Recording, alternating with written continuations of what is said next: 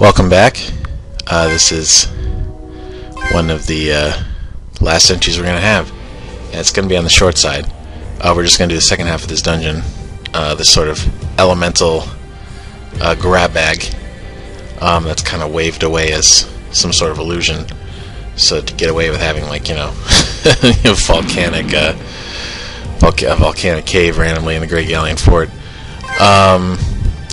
So we're going to have this, and the next one's going to be long. As you've seen from the last couple of videos that I posted, I am able to go over 15 minutes now. Better late than never. So that gives me some freedom, just to do like the last boss and the ending just all in one go, one nice meaty chunk of gameplay. Check that out. As a little Easter egg with Galdar, where he talks about his crits. Just figured it had to be in there somewhere. If you step on that tile, he says it. So this one's short because it's, it won't take me very long to get through it. And what do you call it? The last one will be long, maybe very long, depending on how many times I lose to the final boss. And it's pretty hard. All right, so this is one of those rock puzzle things, and if you did RPG Maker, around this time, and you knew somebody who did, everybody did a puzzle like this. You know what I mean? It was easy to do. You just had made one little rock event that moves forward when you push it, and then you just spread them all over the map. And then hey, you got a puzzle. So with the thing with this is that you go through rooms that have an element theme to them, and then after each pair of rooms, you fight two bosses that kind of represent that element. So in this case, we did a fire-themed room and an earth-themed room. So now we're fighting like a dragon and a earth elemental ground guy. And the thing with this is that these bosses are like pure element. Like, for example, the dragon is only going to be hurt by ice magic or physical attacks. All other magic is just going to shake off. So that's pretty much the same with all these guys. You can either hit them with your physical moves or do the appropriate magic spells, but you can't just throw out any magic you want, or it's not going to do any damage. So it's a fun way to sort of, emphasize the elemental stuff that's been fairly important to this game, and also use some of these orbs. I think that's mostly why I did it. He's got all these orbs. It's not like you're going to use them all on the last boss. So you might as well just have some fun with them and use them in situations where they'll be, especially useful. But this, it's not easy. I mean, they're all casting, very high level spells from, the element that they represent. So you can't really sleepwalk through here. You gotta stay on your toes. And now we're in the ice room, where you just kind of weave around these little icicles. It's not very in-depth. But, I was kind of running out of gas. I'm like, look, I got to do the ending, okay? Don't ask me to do any more, like, hardcore dungeons. It's not even my thing. And this one's even stupider. All you do is push these two statues back in line. And there you go, instant ladder. So now we're fighting like a frozen slime thing, and then this angel guy, who I think is an asshole because he casts Ultima, and that's going to really hurt. Arius in particular. Because Arius is a dark element. So let's find some... Oh, I do have a dark orb. Okay, we can use that. We can also use a fire orb. And, so that's, this is the last dungeon. We're almost to the end. And that's, oh, jeez, look at Ultima. Oh, man, that hurts. So, yeah, I guess it's kind of fitting that today is Thanksgiving, because I'm very thankful that I was able to do this. I was able to record this whole game, and just being able to see it in action again, because I really just haven't played it for, such a long time. Probably not since, probably not since it was done, really. I mean, I don't think I was playing it a lot with various people when it was, when I first finished it at the end of college, but after that it kind of went into the closet, and we started Master of the Wind, which took over our lives for the next few years, or not took over our lives. I mean, there was a lot of other stuff going on, but it took over our creative lives, is a better way to put it. Okay, and I just got my ass kicked. Wow. I better start paying attention here. Yeah, I think it's Titan Potion time. So this was just fun to revisit, and I was kind of, while we were making Master of the Wind, I was comparing it a lot to this game, not really in a favorable way, because you always feel like your current work is the best, you know what I mean? It's like, oh yeah, it's the best thing I've ever done. Clean Slate sucks compared to this. And obviously, Master of the Wind, I would say, is superior still. I mean, just more consistency in the lore and the quality of the writing.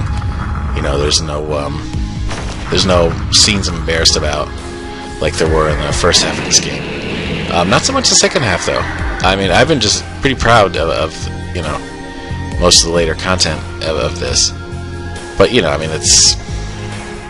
Some of Turnus's lines make me groan, things like that. And that's part of the fun for you guys. But for me, it's kind of like, oh, boy. But, it's been great to see again. Very satisfying. Because I spent, even though Master of the Wind had 6 years of production, this was no slouch either. This was like 3.5. It would have been 4 if I didn't take a semester off while I was in London. Because I didn't have my main computer, so I couldn't work on it. So, yeah, big deal. And, I have 2 more bosses here.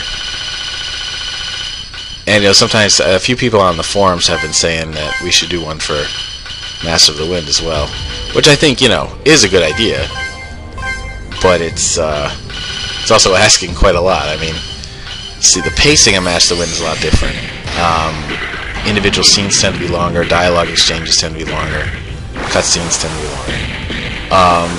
So, I think we'd be looking at longer installments if we did that. Probably like a half hour for each one, rather than in 15 minutes. I think that would be more appropriate.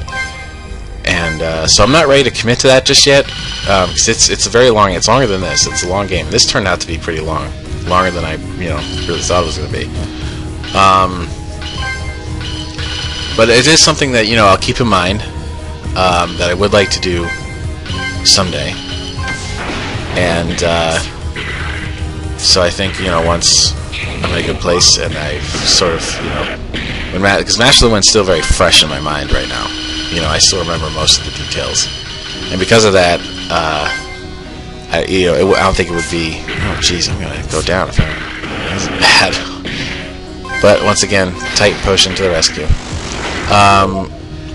That was a close one, though. We almost got wiped. Where was I? What was I talking about? Oh yeah, Master of the Wind. So it's something I will keep in mind. I think it is worth doing. I just want it to be. I want it to be like this, where I basically play it and sort of rediscover the game. Whereas, if I were to do it now, it would all be just extremely familiar. There wouldn't be much of that discovery, because we played it so much, we tested it so much, and it wouldn't be quite the same. But someday I think I'll do it.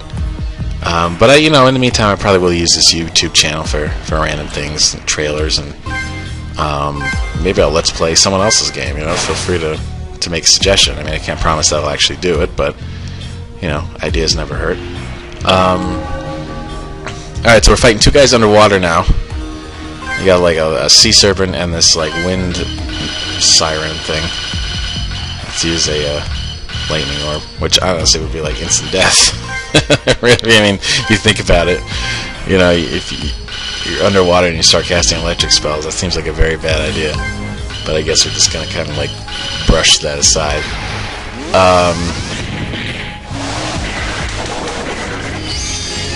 Yeah, so that's I'm not sure what. I'm having a hard time coming up with stuff to talk about just because it is almost done. And obviously there'll be a lot to say about Lysander when we get to him. But in the meantime, this was just kind of a build-up, really. You know what I mean? Like, just creating that sense of anticipation. When you're going to get to the boss. You still have one thing to go through, and all the other sort of really tough adversaries have gone down. Ariel's down, and Coulter's down, and Torn and Vander have left the scene. So yeah, all that's left is to deal with Lysander. And I remember that's a pretty lengthy scene. And, as it should be. I mean, a lot happens, and it's the end. And yeah, hold on. So the stupid screensaver went out, so I had to get rid of the mouse. I mean, move the mouse to sort of dispel it. So I think this is this the last batch of guys? I think it is. I think we've gotten all the other elements out of the way, gone through some of these orbs that are sitting in our inventory. Man, they're tough.